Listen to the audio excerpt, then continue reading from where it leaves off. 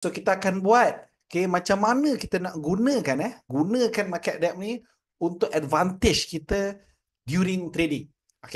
Actually kalau kita tengok market condition memang sangat-sangat bagus, sangat-sangat baik beberapa hari lepas ni. Kita boleh tengok foreign fund pun masuk non-stop tu one. Number two, kita boleh tengok banyak counter daripada bawah start naik balik. Contoh macam Clyde, ni pun kita tengah cakap ni Clyde, boleh tengok SFP Tech contoh. Ni counter yang kita orang fokus dalam super trader.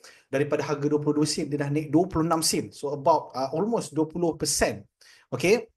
So banyak saham nampak HE Group pun yang daripada bawah nak start naik kan.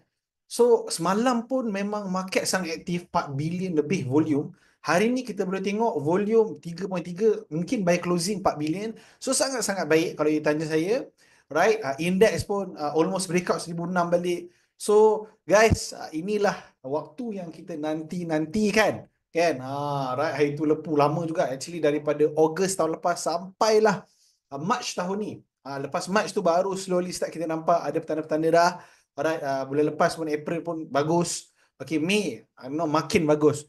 So semoga momentum ini berkekalan at least lah. Kita tak minta lebih, kita tak minta bertahun-tahun. Kita minta at least lagi 2-3 bulan supaya kita boleh buat profit yang okey lah. Right? Nak cover yang beberapa bulan yang sebelum ni.